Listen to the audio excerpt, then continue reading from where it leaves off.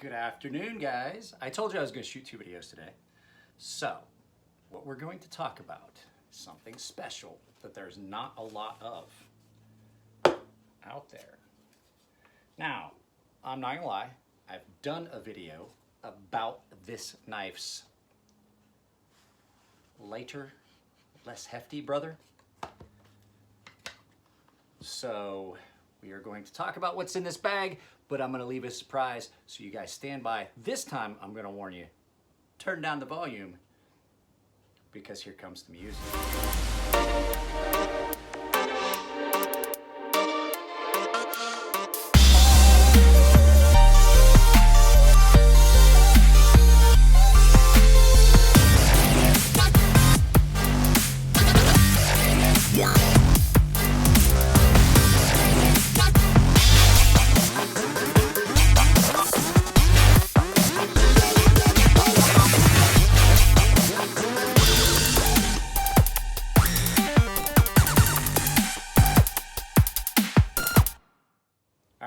So, what is in the bag? What's in the box? If you guys remember from that, this is the full titanium button lock version of the collab between ProTech and Ferrum Forge, the button lock titanium mordax. Now, we don't have to get into it too much, but I am going to get a couple things out for comparison because I have the OG mordax, and we're gonna do some comparison, weight comparison, things like that. So you guys do know that they did a mass drop branded aluminum button lock mordax. And I did a video about that. And it's a really nice knife. My problem with it was weight. When things are too light, in my opinion, they're too light, they don't feel substantial. It's like when you take the batteries out of your remote, like, man, this thing's nice. You take the batteries out, and you're like, this is a piece of shit. You can have that same connotation. So I will tell you that I was not a fan of the aluminum button lock. It is a nice knife, do not get me wrong. It's a great knife. But for me, there were just some things about it that were not what I wanted. Now, I would have wanted these, but they're pricey. They are an expensive little knife. So what we're gonna do is, without further pontification, it's a big word, guys. That means that I'm talking about shit with no end game. I do know my target audience. I've been told before by some of y'all that I use too big words. We're gonna turn this around and take a look at it. But while you guys are waiting, in the quick second that I'm gonna turn this off and turn it around, I'm gonna go get my actual OG mordax. We're gonna make some size comparisons, weight comparisons, and just some overall comparisons. And then we're just gonna talk about this. Guys, I'm gonna apologize up front if I'm sweating. It went from 60 degrees this morning to 90 degrees now at noon. So I did that live feed just a little bit ago and I was like, man, it suddenly got hot out here in this kitchen. So pardon me if I seem red in the face and everything. It's gonna get warm out here in this kitchen. So, back to what we were talking about. We are talking about the button lock mordax in full titanium. So, like I said, you guys do know that they did a run for mass drop in aluminum scales. And for me, that seemed a little light. It just seemed too light to me. And not that it was not a quality knife. This is the one I was waiting for because I wanted to see how close this came to one of my favorite Ferrum Forge knives, which is the mordax. You guys know I love my NTAC. The NTAC and the mordax are like big brother, little brother. I'll bring that out. When we get ready to turn this around and do the comparison, I'll show you. So basically what you've got is a I mean, it's exact. It's an exact knife. It's exactly the same. With some minor exceptions. I can't say it's exactly the same because you guys know, frame lock, button lock. You guys, Mike, you're an idiot. You shouldn't have said that. But for all intensive purposes, you are looking at a knife that is very, very close to the original. So, I mean, they share the same name. It's not a, it's not like a 2.0 like you saw in some of the other knives that Chris and Elliot have done, Pro Line series, where it was a different knife. There were embellishments, there were changes, there were things that were done differently. This basically, with the exception of the lock mechanism, blade thickness, a little bit of weight, and the pocket clip, for all intents and purposes, they are the same knife. And I love the mordax, so I was pretty happy that these are coming back out, because this gives people an opportunity to get a knife that they couldn't have gotten before, because there was only ever 200 of these. So give me a second, we'll get the camera turned around, we'll talk about the differences in these and the similarities. I mean, there's a lot of similarities here. So give me a second, I'm gonna go grab the mordax and the NTAC and my scale, and we'll turn this around, we'll take a good close look at the button lock tie mordax collab between ProTech and Ferrum Forge Designs. You guys ever wonder why my wife is upset with me a lot? This is what our kitchen counter looks like a lot of times. So let's bring this scale up, and we'll set the scale out here a little bit, but we're going to take a look at both of these knives up close and personal. So here they are for all intents and purposes, they are identical with the exception of that little button right there. That logo right there being a little bit different. Pocket clip, and the fact that this does not have a lock bar cutout. So everything else pretty much dimensionally is the same except the blade thickness. This blade is, it's a little bit thicker. The knife itself in general is just a little thicker. So let me crank this up a little bit so we can get a higher view on this. Sorry, I know it's shaky, but I wanted to get this better in frame. This is my mordax. This was a gift from my little buddy Nico. We do things like that for each other.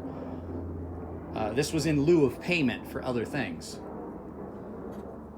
And then this is the one that Chris and Elliot just came out with. Now, if you notice, pivots are a little different. That's a smaller pivot, it's flush mounted.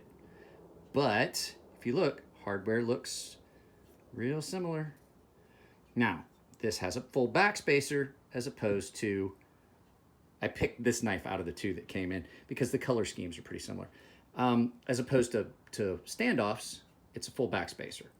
Pocket clip is I don't like deep carry pocket clips. This one's not as horrible as a lot of them I've seen, but it does have a deeper carry pocket clip. Not a fan of the deeper carry pocket clips. I feel as though it gets in my way and then I can't pull the knife as easily as I want. But as far as action, let's see. Real similar. This one's still smoother. This one is still smoother, and it has a lot to do with the different type. But I will say, button lock mordax, much safer. I don't have to put my fingers anywhere near the travel of that blade. So these are in, I believe, either M390 or 20CV. I have not sharpened this yet. Elliot had done some edge correction on this. Some of them had some issues with the edge, but Elliot is doing edge correction on all of them, and then I am doing the final sharpening for all of them that have gotten some modifications or requested. So if you requested an edge, I will be doing the final edge. These knives are much heftier and heavier than the aluminum version. Of course, because they're titanium. But Chris and Elliot have made every one of these backspacers. Well, I believe Chris actually made all of the backspacers. So this is these are a little bit different than they were when they first showed up. Your pivot is a press fit pivot screw, and then you have your button. Now, I didn't used to be a fan of the button lock, but I've had a few come in. I had a Brian tie. I actually am a fan of the button lock. And the nice thing about it is a button lock is as ambidextrous as you're gonna find. I can hit it with my thumb, hit it with my finger. I don't have to use the flipper. I can just swing it open. You know that fidgety thing that people do with the axis lock where they flip it out like that? You can do that on this. So all of these are going to have a handmade backspacer that Chris made out of titanium. This is a nice knife. So let's look at some of the comparison size, weight differences. We already looked at thickness. Blade stock, I can tell you just by holding it, this is a heavier knife. But let's crank you back down Give me a second. I'll crank you back down and we'll take a good look at the weight difference between the two. Well, here we go, guys. So as you know, I always start in freedom units. So in ounces, my mordax, the OG old school one, is 5.5 ounces. And this one is 5 ounces. Half an ounce heavier, not a lot. Let's look at that in grams. Grams, my old school one is 156 grams. This one is 143 grams. I would tell you, I can't tell you what a standard finish on this is. These ones were redone. Chris and Elliot had people that ordered them to be refinished in a specific fashion. This is a satin. This is a tumble and a satin. Spine is still, let me get this out of the way. Focus on what I'm looking at. There we go. So they offered a choice of finish options as an additional price. Now, I'm not gonna lie to you, the aluminum ones were not as pricey as these. These were around the $500 or $600 mark, if I remember, but there were not very many of these. I can't remember how many they said they were going to do. There's not a lot of these. They are probably already sold out. I believe that they are. But with a button lock, like I said, it's a completely different animal. But the nice thing about this button lock, a lot of times button locks, you have some blade play, some blade rock when you detent rock. This doesn't have too much. It snaps. It just goes. I keep trying to do it. So, I mean, for all intents and purposes, basically what you have here is a re-release of this. And like I said, this is one of my favorite knives because I also loved the NTAC. Sorry about the brief pause, guys. I got a text that I had to respond to immediately, and then my mother asked me a couple questions. So, like I said, the mordax is basically the big brother to the NTAC. So, I got this knife. This was the first ferrum forged knife I ever got. I fell in love with it. It gets carried a lot. This is one of my favorite knives. Bought one for my father as well. This is a very good step up in size from what some people consider a small or diminutive knife. They're like, oh, that's too little. Well, then you have this option. And I mean, for all intents and purposes, it's just a scaled up version, including the little dimple. Like people are like, oh, it's too hard to flip. That's what this little dimple's for. Load up on it, slide your finger out of that little dimple. This knife has that little same thing. Put your finger on it, slide down. These knives are really, really amazing. And like I said, the big difference that you're really gonna see, and where I imagine most of that weight comes from, because titanium is much lighter than steel, is in the, if it will focus, is in the blade stock thickness. It doesn't seem like it's that much until you look at them side by side. And you can see, especially when you start looking at flipper tab versus flipper tab, it's significantly thicker. So these are great knives, guys. If you can get a hold of one of these ProTech button lock tie mordaxes or the aluminum ones, you can't go wrong with them. They are a great, great design. Really, really utilitarian. This gets a lot more pocket time than my mordax does, just simply because it is smaller and easier to carry and does not take up as much pocket space as my large mordax. And plus, the mordax was a gift, basically. So I purchased this as the first ferrum forge I ever bought, and it really made me want one of these. And since I have one of these, I can truly, truly appreciate this. So hang on a second, let's finish this. I'll turn this around, we'll finish talking about it. So guys, like I said, this is every bit as good a knife as the original mordax. You couldn't go wrong. And like I said, these are pretty popular, hard to find. You're gonna have a hard time finding one of these. There was only 200 of them to begin with. Same with the NTAC. My daughter has an NTAC now that was my father's. So if you're trying to get one of these in titanium is gonna be about the same price as these were new. But if you want one and you don't mind the fact that the aluminum ones are a little lighter and have a different hand feel because of the lightness, not a bad way to go, guys. These are really, really excellent knives. ProTech always does good work. If you've ever owned a ProTech, you know they do good work. They've got good customer service. They are good knives. And the fact is that this collaboration came out really, really good. They didn't make a misstep really on this. You know, the only thing, like I said, I'm not a fan of pocket clip. Really not. So, but it's not as bad as some other pocket clips that I have seen.